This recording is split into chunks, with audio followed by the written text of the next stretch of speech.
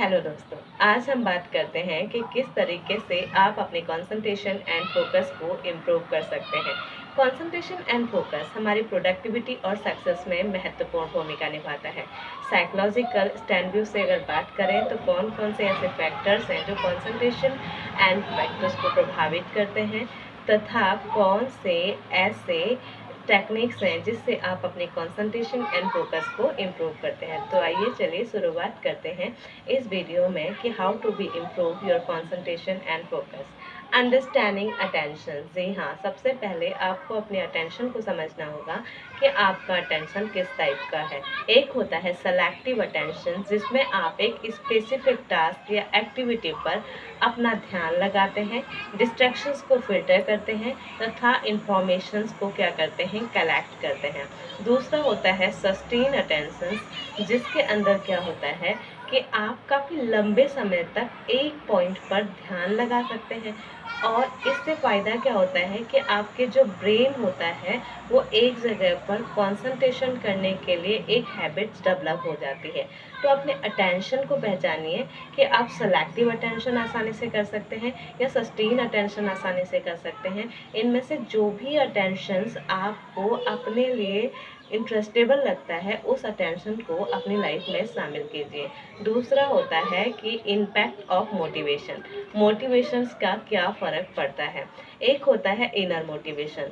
Inner motivation हमें कब मिलता है, जब चीज़ें इंजॉयबल होती हैं और इंटरेस्टिंग होती हैं। तो आपने देखा होगा कि अपने आप उसके लिए हमारा कंसंट्रेशन एंड फोकस बन जाता है, क्योंकि ये नेचुरल है कि जब कोई चीज़ हमें पसंद आती है तो उस तरफ हम आसानी से अपना इंटरेस्ट लेते हैं और कंसंट्रेशन एंड फोकस को बनाए रख सकते हैं। दूसरा होता है एक्सटर्नल मोटिवेशन। एक्सटर्नल मोटिवेशन को कैसे आप मेज़र करेंगे? एक्सटर्नल मोटिवेशन, जब भी आप किसी काम की तरफ अपना ध्यान लगा पा रहे हैं या कंसंट्रेट हो पा रहे हैं तो आपको क्या करना होगा कि अपने आप को कोई एक्सटर्नल मोटिवेशन देना होगा। जैसे कि आपने देखा होगा कि जब भी हम किसी कार्य में एक प्रतिभाग करते हैं और उसमें अगर हम सफल होते हैं तो हमें दूसरी बार उसी कार्य को करने के लिए मोटिवेटेड किया जाता है, जिसके लिए हमें कोई रिवॉर्ड दिया जाता है। वही आपको अपने साथ करना है। जब आप आसानी से कंसंट्रेट कर पा रहे हैं, किसी एक्टिविटी को पूरे कंसंट्रेट एंड फोकस होके कंप्लीट कर पा रहे हैं, तब आपको खुद को क्या करना है, रिवॉर्ड देना है। और उस रिवॉर्ड में आपको कोई भी अपनी फेवरेट थिंग्स जो भी होती है, जो भी चीज़ें आपको पसंद हैं, उसको आपको खुद को देना है, जिससे आपको एक्सटर्नल मोटिवेशन मिलेगा और आप दोबारा से आसानी से कंसंट्रेशन एंड फोकस को अपनी लाइफ में ला पाएंगे। कॉग्निटिव लोड, कॉग्निटिव लोड का क्या मतलब होता है कि आप अपने कॉग्निटिव पोर्शंस को किस तरीके से मजबूत कर सकते हैं। हमेशा किसी भी चीज़ को ध्यान लगाने के लिए कोई ना कोई विधि होती है। कॉग्निटिव विधि के अंदर आप चंकिंग एंड वर्किंग मेमोरी दोनों का इस्तेमाल कर सकते हैं। चंकिंग मेथड्स क्या होता है कि अगर कोई लॉन्ग इन्फॉर्मेशन है जिसे आपने ध्यान लगाना है या कंसंट्रेट करना है तो आपको क्या करना होगा, चंकिंग तकनीक का यूज़ करना होगा, जिसके थ्रू आप क्या कर सकते हो कि आसानी से एक लॉन्ग इन्फॉर्मेशन को छोटे छोटे हिस्सों में बांट सकते हो और छोटे छोटे हिस्सों में आप उस इंफॉर्मेशंस को क्या कर सकते हो, कलेक्ट कर सकते हो। ये होता है चंकिंग मेथड्स। वर्किंग मेमोरी क्या होता है कि जो भी आपकी एक्टिविटी है, जो भी आपका वर्क है, उसे आप अपने हिसाब से मैनिपुलेट कर सकते हैं, अपने हिसाब से उसकी विधि को तैयार कर सकते हैं और फिर उस इंफॉर्मेशंस को अपने अंदर रख सकते हैं। अगर आप कॉग्निटिव विधि में इस दो तरीके का इस्तेमाल करते हैं तो आप देखेंगे कि जब आप उस कार्य को करने की तरफ एक कंसंट्रेट होते हैं और फोकस होते हैं तो आप आसानी से उस तरफ कंसंट्रेट हो पाएंगे। नेक्स्ट होता है इमोशनल फैक्टर्स। इमोशनल फैक्टर्स में पहला होता है stress and anxiety. Stress and anxiety, जब किसी का high level of stress and anxiety होता है तो उससे क्या होता है कि वो हमारे मेंटल लेवल को प्रभावित करता है, जिससे हम आसानी से किसी भी कार्य की तरफ कंसंट्रेट नहीं हो पाते हैं।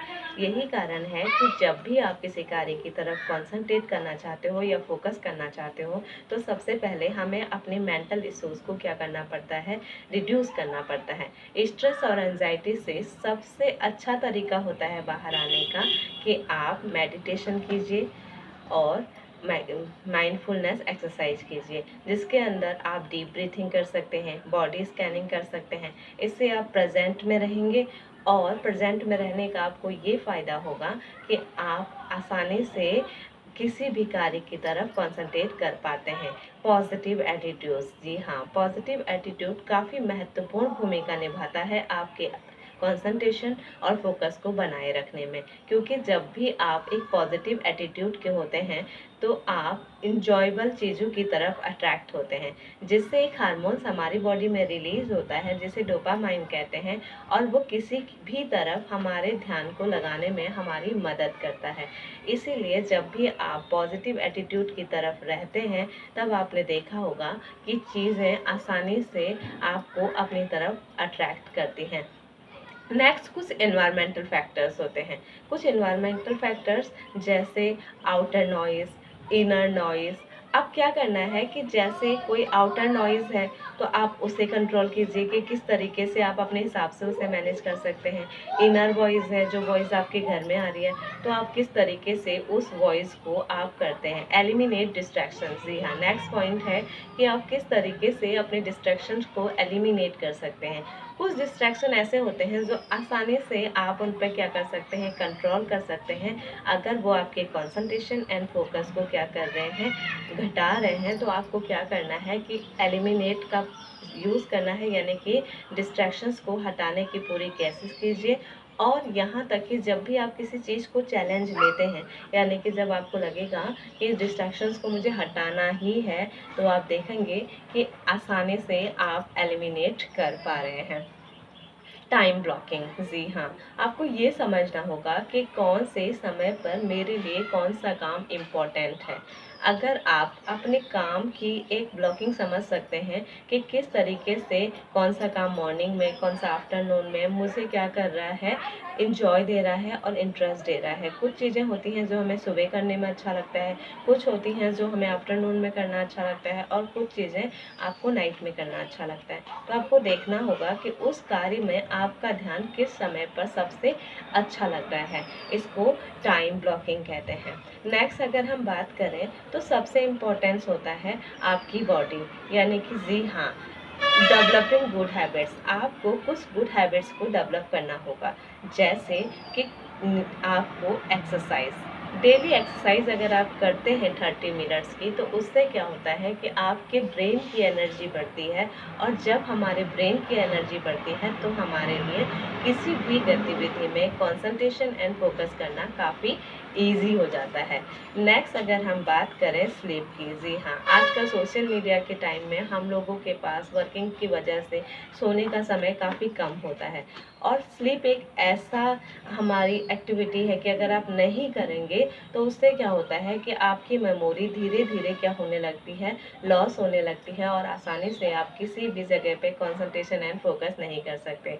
तो अपने समय को थोड़ा नियमित कीजिए और सोने के लिए 7 से 8 घंटे का समय प्रॉपरली निकाल लीजिए। न्यूट्रिशन, हमारा खाना काफ़ी मदद करता है हमारे ब्रेन और बॉडी एनर्जी को बनाए रखने में। अपने खाने में फ्रूट्स, वेजिटेबल्स, अलग अलग प्रकार के ग्रेन्स को शामिल कीजिए।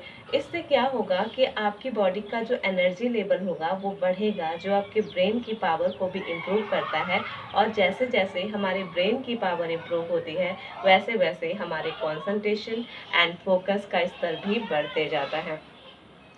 इतना आप सब लोगों ने देखा होगा कि जो भी पॉइंट्स पे हमने बात किए हैं ये सारे साइकोलॉजिकल पॉइंट हैं। यकीन मानिए कि अगर इस पॉइंट्स को आप अपनी लाइफ में शामिल करते हैं, धीरे धीरे आप देखेंगे कि आपके कंसंट्रेशन एंड फोकस की पावर बढ़ने लगी है। होता क्या है कि हम किसी भी चीज़ को सुन लेते हैं पर इम्प्लीमेंट करना थोड़ा मुश्किल होता है। साइकोलॉजी ये कहती है कि किसी भी हैबिट्स को डेवलप होने में ज़्यादा से ज़्यादा 21 डेज़ का समय लगता है। इसलिए आप इनमें से कोई भी 2 या 3 हैबिट्स को day by day, 1 day 1 habit formula adopt कीजिए, यानी कि एक दिन में एक हैबिट्स को डेवलप कीजिए। इससे आप देखेंगे कि बहुत जल्दी आप कंसंट्रेशन एंड फोकस को अपने लाइफ में शामिल कर सकते हैं। Thank you for watching, like share and subscribe.